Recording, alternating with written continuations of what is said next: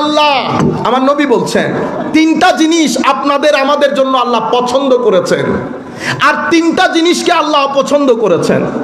যেই তিনটা জিনিসকে আমার আল্লাহ পছন্দ করেছেন, সেই তিনটা জিনিসের একটা হচ্ছে আমরা যেন আল্লাহর ইবাদত করি, আল্লাহর সাথে কাউকে শরীক না করি। হায় হায়। এবং হাবলুল্লাহ তথা কোরআন এবং আমার নবীর নূরের সাথে যেন আমরা মিশে যাই। কোরআনের নূর আমাদেরকে নূর প্রোভাইডকারী দুইটা, তো একটা হচ্ছে জাতে মুহাম্মাদি সাল্লাল্লাহু আলাইহি ওয়াসাল্লাম, আর একটা হচ্ছে পবিত্র কোরআন। আমরা যেন এই দুই জাতের সাথে মিশে থাকি, এটা আমার আল্লাহ আমাদের থেকে চান। মিশে থাকবো, এক থাকবো, আমরা যেন বিভিন্ন দলে উপদলে বিভক্ত না হয়ে যায়। এরপরে আমার নবী সাল্লাল্লাহু আলাইহি ওয়াসাল্লাম বলছেন, ওয়ায়াকরাহু লাকুম সালাসা, আরো তিনটা জিনিস আল্লাহ অপছন্দ করে। কি? কাসরাতুস সুয়াল, কিলো কাল কাসরাতুস সুয়াল ওয়া ইদাআল মাল। টক টক বেশি করা, টক টক বেশি করা, এটা এখন আমরা আমাদের কালচার করে ফেলেছি। আমি হুজুর আল্লামা জালালউদ্দিন আল কাদরি রহমতুল্লাহ আলাইহির একটা জিনিস আমার অসাধারণ লেগেছে, দুইটা জিনিস ওনার দারুণ লেগেছে। একটা বিষয় হচ্ছে, হুজুর ইংল্যান্ডে আমার বাসায় গিয়ে 3 দিন ছিলেন। এই 3 দিনের মধ্যে হুজুর 1 সেকেন্ডের জন্য কোনো আলেম, কোনো পীর, কারো 2 মিনিটের সমালোচনা, 2 মিনিট কারো সম্পর্কে কথা বলা হুজুর করেন না। এটা আমার কাছে অ্যামেজিং লেগেছে। আমরা কি করি, 3-4 জন একসাথে হয়ে গেলে কখনো আলেমের, কখনো বক্তার, কখনো পীরের। কি লোকাল হুজুর গৌসুল আজম আব্দুল কাদের আল জিলানী রাদিয়াল্লাহু তাআলা আনহু ওয়া নাফা'না বিউলুমিহি ফিদ দারাইন আমিন। হুজুর এই জিনিসটাকে বলেছেন কালকালাতুল লিসান, কালকালাতুল লিসান। বড় বড় আউলিয়ায়ে কেরামের কথাগুলা টক টক করে বলা, কিন্তু আউলিয়ায়ে কেরামের ওই আদর্শ নিজের ভিতরে ধারণ না করা, যেভাবে আমি করি, আমরা করি। আমি আপনাদেরকে বলতে চাচ্ছি, আমার নবী নিষেধ করেছেন আল্লাহ তিনটা জিনিস। সব জায়গার মধ্যে টক টক, এর কথা এরে, ওর কথা এরে, এর কথা এরে, পুকুরের ঘাটে, ঘরের মধ্যে, রাস্তার মধ্যে অতিমাত্রায় সোয়াল, প্রশ্ন। এটা হুজুর ইমাম গাজালি রহমতুল্লাহি আলাইহি দারুণ করে বলেছেন, কবে এটা 3 জন ব্যক্তির প্রশ্নের উত্তর কখনো দিবা না। এক ব্যক্তি যিনি হিংসা থেকে প্রশ্ন করবেন, হিংসুক ব্যক্তির প্রশ্নের উত্তর কখনো দেওয়ার চেষ্টা করিও না। হিংসুক ব্যক্তির প্রশ্নের উত্তর করা আর আগুনের মধ্যে তেল ডালা এক কথা। আপনি কখনো তাকে স্যাটিসফাই করতে পারবেন না। কেন? কারণ উনি প্রশ্ন করছেন উত্তরের জন্য না, ফিতনা আরো সংকট বাড়ানোর জন্য। 1 2 হচ্ছে কোন আহম্মক, নির্বোধ। হুজুর গাজালি, ইমাম গাজালি বলছেন, পড়ে নাই 2 কিতাব, 2,00,200 কিতাব, 2,000 কিতাব পড়নেওয়ালার বিরুদ্ধে কথা বলতে 2 সেকেন্ড লেট করে না। কারণ সে এত বড় আলেমের শান বুঝার মতো গায়রত তার কাছে আসে নাই, তার কাছে আসে নাই। 2 কিতাব পড়নেওয়ালা ব্যক্তি কখনো 200, 2,000, 2,00,000 কিতাব পড়নেওয়ালাকে, এই যে আমাদের ছেলেগুলা বলে না, আই ডোন্ট নো, আমি ইমামে আজম বলিয়েন না, ইমাম আজ, এটা আপনার বিষয়। আমি কোনো আবু হানিফা চিনি না, আপনি আমাকে বলবেন কোরআন হাদিসের কথা। কেন বললো? কারণ সে মনে করেছে আবু হানিফা একটা বার্গারের নাম মনে করছে, বা চিকেন ফ্রাই বা পিজা। সে বুঝছে আবু হানিফা কি জিনিস, আপনারা বুঝতে পারতেছেন? সে তো জানেও না কি জিনিস। তো না জানলে আমি যদি মিশরের শেখ আলী জুমাকে এখানে নিয়ে আসি, আপনি তো পিছনে নামাজও পড়বেন না। সেই জন্য সম্মানের জন্য চিনতে হয়। যিনি যত বেশি চিনেছেন আমার নবীকে, উনি সম্মানও তত বেশি করেছেন। থুতু মুবারক নিয়ে মুখে বুকে যারা লাগিয়েছেন, তারা সেই আন্দাজে আমার নবীকে চিনেছেন। আমি আপনি করতে পারবো। হযরতে আবু উবাইদা, বুখারী রিওয়ায়াত, হযরতে আবু উবাইদা বলছেন, ভাই আনাস, আমার কাছে যদি আমার নবীর একটা চুল মুবারক থাকতো, এটা তো আমার দুনিয়ার জন্য একটা অনেক, দুনিয়ার সবচেয়ে বড় সম্পদে পরিণত হতো। এখন এই কথা আপনার কাছে ঠাসা ঠাসা লাগবে। কেন? কারণ উনি চিনেছেন, এরপরে বুঝেছেন হাউ টু ডিল দিস, সম্মান কিভাবে করতে হবে। সম্মানের জন্য চিনতে হয়, বুঝতে হয়। এরপরে আর কার প্রশ্নের উত্তর দিবা না, এমন ব্যক্তির প্রশ্নের উত্তর দিবা না যেই ব্যক্তি প্রশ্ন করছে তোমাকে পরীক্ষা করার জন্য, সেই ব্যক্তির প্রশ্নেরও উত্তর দিবা না। প্রশ্নের উত্তর সেই ব্যক্তিকে দিবা যেই ব্যক্তি সালেক, যার উত্তর দরকার। সে জানে না নিয়ত ভালো, তাকে প্রশ্নের উত্তর করবা, বাকিগুলাকে ইগনোর করো। আমি আপনাদেরকে যেখান থেকে কথাগুলো শুরু করেছিলাম, দুইটা হাদিস আমি আপনাদের সম্মুখে তুলে ধরেছি শুধু বোঝানোর জন্য।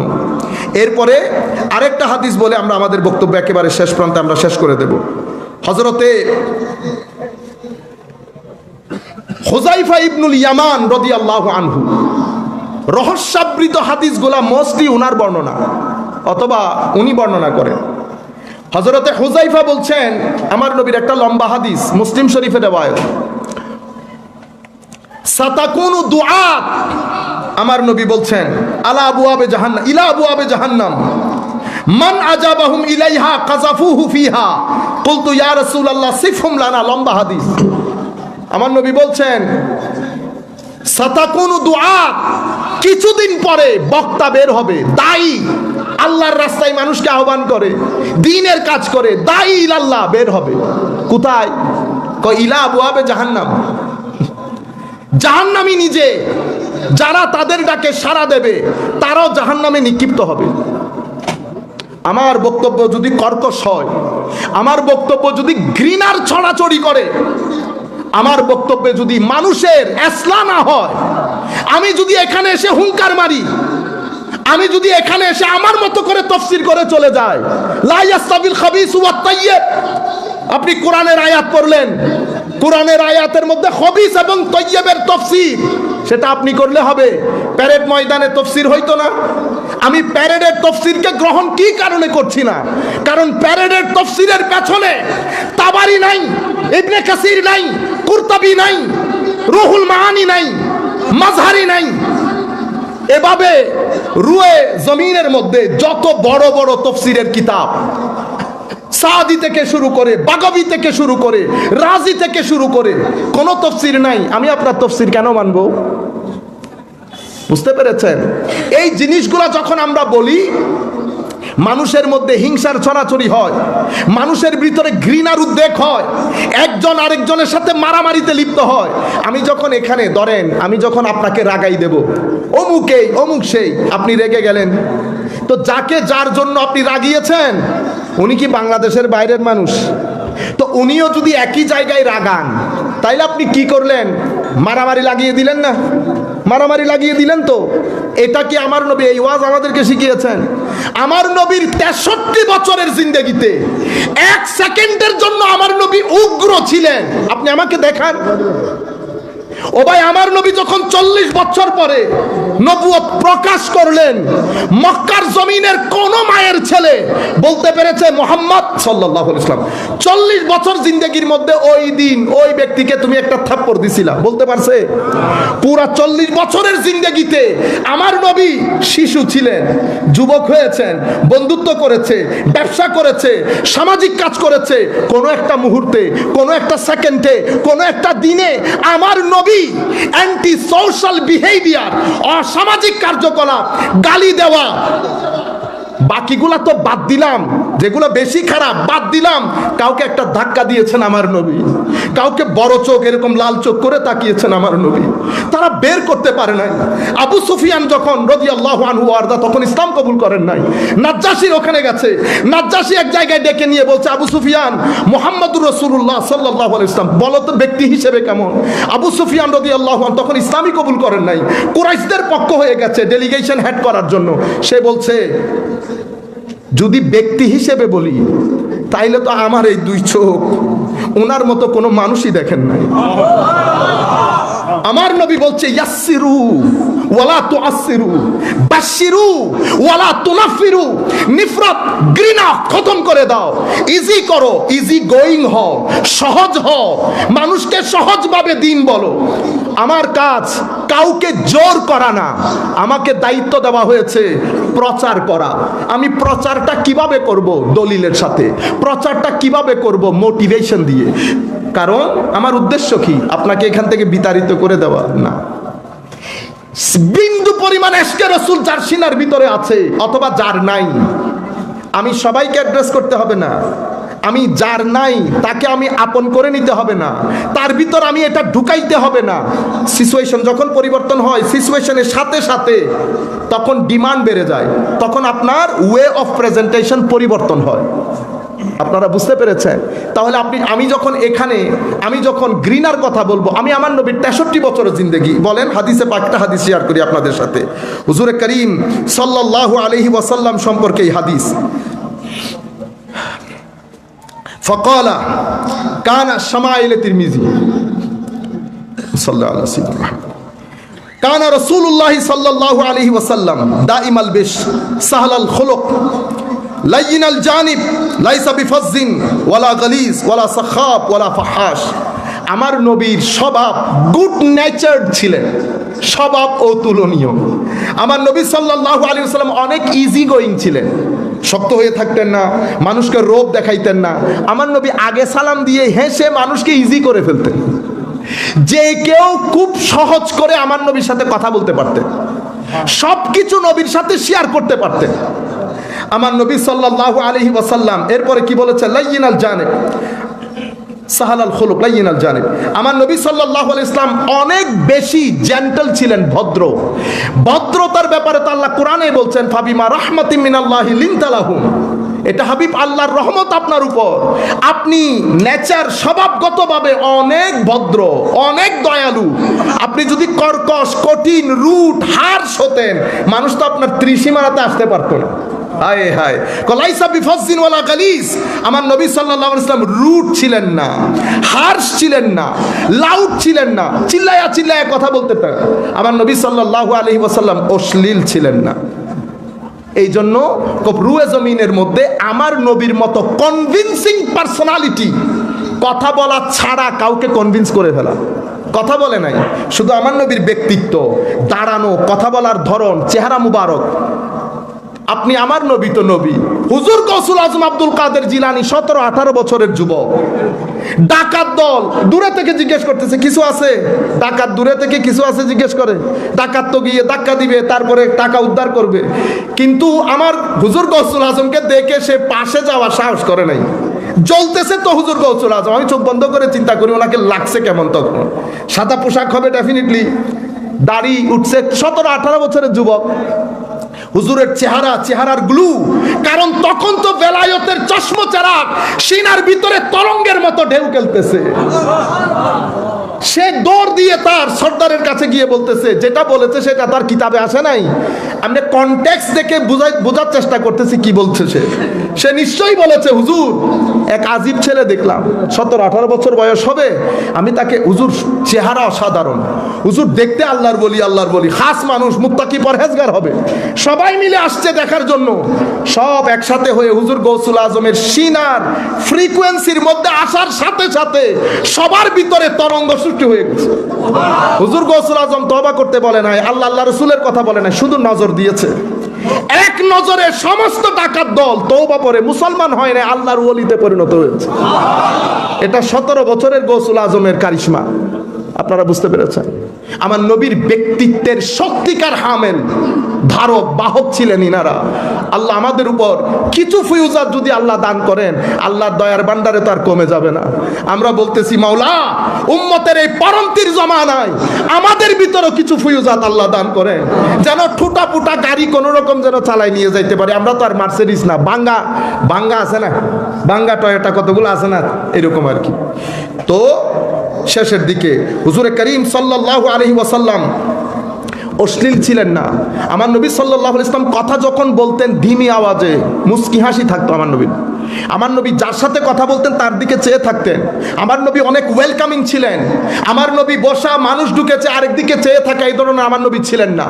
অনেক ওয়েলকামিং। যেই একবার আমার নবীর মজলিসে বসেছে, সে মজলিস ছেড়ে যেতে পারতো না। শেষে তো আল্লাহ কোরআনের আয়াতই নাজিল করেছেন, এ আমার সাহাবায়ে কেরাম, খাওয়ার পরে তোমরা চলে যাবা, দীর্ঘক্ষণ বসে থাকো। আমার নবী কিছু বলতে না পারলেও আমার নবী বেশি হায়াদার। ইয়া আল্লাহ, বান্দার কথা, হাবিবের কথা আল্লাহ বর্ণনা করছে। আমার নবী হায়া করেন, বিদায় তোমাদেরকে বলতে পারেন না যে চলে যাও। আমি এগুলা কেয়ার করি না। আমি বলতেছি খাওয়া শেষ, তোমরা আমার নবীর মজলিস ছেড়ে চলে যাবা, ঘরে বসে থাকবা না। এই যে যেতে পারছে না কেন? হায় হায়, নবী তো নবী, কোন উলামায়ে রব্বানির মজলিসে বসলে আসতে ইচ্ছে করে? আসতে ইচ্ছে করে? চেয়ে তাকি, আবার রাস্তার মধ্যে এসে দাঁড়াই থাকে, আরেক নজর যদি দেখি, আরেক নজর যদি দেখি। আজীব মাহৌল, এখন আজীব মাহৌল।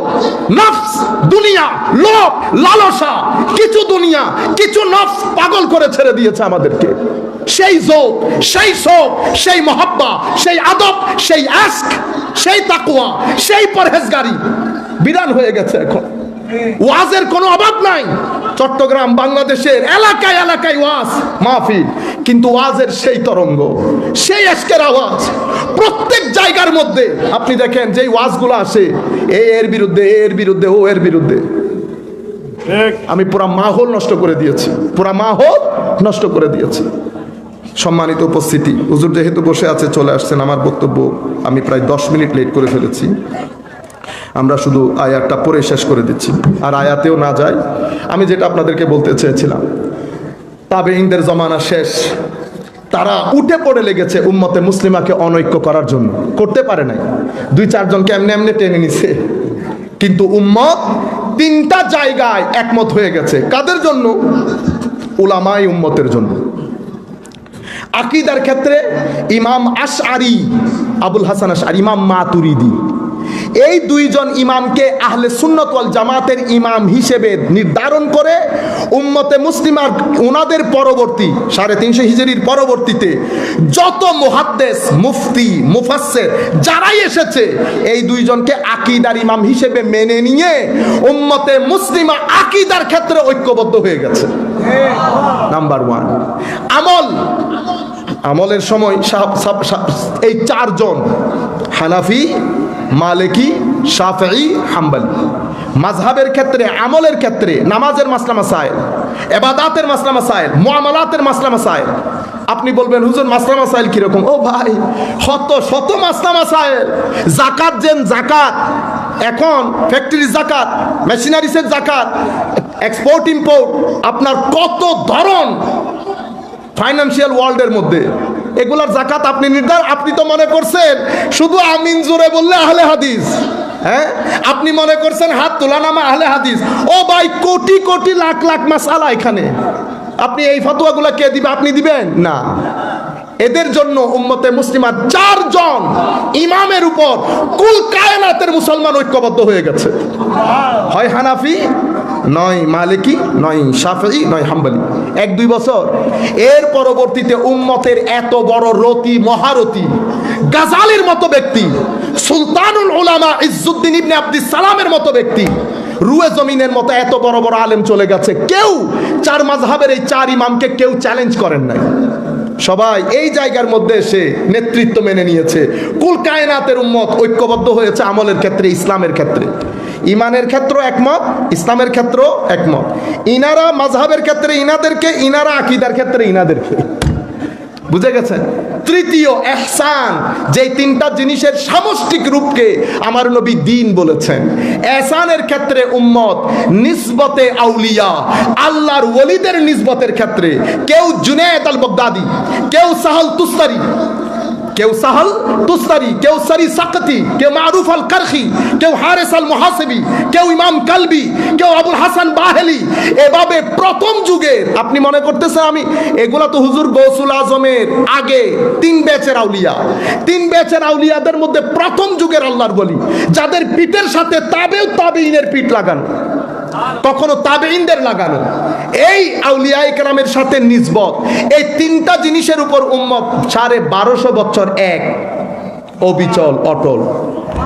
উম্মতের দুঃখ হয়ে গেছে তো মৌলিক যুগে, যখন অতিমাত্রায় দুনিয়াদার হয়ে গেছে। দুনিয়াদারিত্ব আমাদেরকে একেবারে নষ্টের আসল দরজায় এনে দাঁড় করিয়ে দিয়েছে। এই ঐক্যকে ভাঙার জন্য ভিতর এবং বাহিরের শক্তি, ওই যে পূর্বের ভিতর এবং বাহিরের শক্তি, আমাদের এই যে ফিকহুল ইসলামী, ইসলামী আইন, যেটাকে পুরা বিশ্ব স্যালিউট করে। এখনো মনে আছে আমার, ফ্রান্সে বিশ্ববিখ্যাত আইনবিদ ডক্টর অস্ট্রো লন্ডন ইউনিভার্সিটির 100 বছরের পূর্তি উপলক্ষে উনি বক্তব্য দিতে নিয়ে এসেছেন। 3 দিন বক্তব্য দিয়েছেন। আপনারা এটা গুগল করবেন এগুলা। 3 দিনের বক্তব্যের প্রথম দিনে উনি বলছেন আইনের ক্ষেত্রে, আইন বানানোর ক্ষেত্রে মুসলমানদের যে অবদান সেটা অস্বীকার করার কোনো রাস্তা নাই, বরং উসুলুল ফিকহ, যেটা ইসলামিক জুরিসপ্রুডেন্স, যেটার মাধ্যমে আইন তৈরি হয়, তো এই ক্ষেত্রে মুসলমানরা তো সর্বপ্রথম এই কাজ করেছে, যেটা পৃথিবীতে আর কেউ করে নাই।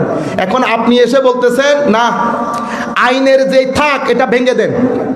আপনি ঐক্যের পক্ষে না বিপক্ষে? এখন যেটার উপর ঐক্য প্রতিষ্ঠা হয়েছে আপনি সেটা ভেঙে দিতে চাচ্ছেন। আশআরি মাতুরিদি ভেঙে দিতে চাচ্ছেন, কাফের ফতোয়া দিচ্ছেন। ইন্না লিল্লাহি ওয়া ইন্না ইলাইহি রাজিউন। আউলিয়ায়ে কেরামকে বেদাতি আরো কি কি ফতোয়া দিয়ে মাজার পূজারি, এটাও ভেঙে দিতে চাচ্ছেন। আপনারা যখন এই 3টা জিনিসের মধ্যে কথা বলবেন, তাহলে আমি বলতে হবে আপনি ঐক্যের পক্ষে না, আপনি ঐক্যের বিপক্ষে। আমরা আবারও ঐক্য যদি আনতে চাই, তাহলে আপনি মুখে বললে হবে না। আমার নবীর এশক মোহাব্বত, আউলিয়ায়ে কেরামের নিসবত, আহলে বাইত রাসূলের মোহাব্বত, সাহাবায়ে কেরামের আজমত, কোন ধরনের ইফস এবং বাটস ছাড়া ইমানের ক্ষেত্রে এই জায়গায় ঐক্যমত হবে, আমলের ক্ষেত্রে মাযহাবের উপর ঐক্যমত, আর এহসানের ক্ষেত্রে আউলিয়ায়ে কেরামের নিসবতের উপর ঐক্যমত। আপনি যদি এর বাইরে চলে যান, আমার নবী বলেছেন যে বাইরে যাবে সাজ্জা ইলান নার, যে ব্যক্তি এখান থেকে সরে যাবে সে জাহান্নামে নিপতিত হবে। এবং এই ঐক্যমত্যের যেটা হেডলাইন তৈরি করেছেন উলামায়ে কেরাম, সেটার নাম আহলুস সুন্নাতে ওয়াল জামাআ। এটা কালকেরও না, গত শতাব্দীরও না, এটা 1200 বছর ধরে উম্মতের এই নামে নামে উম্মত চলে আসছে। আল্লাহ রাব্বুল আলামিন আমাদের হামিও আছে।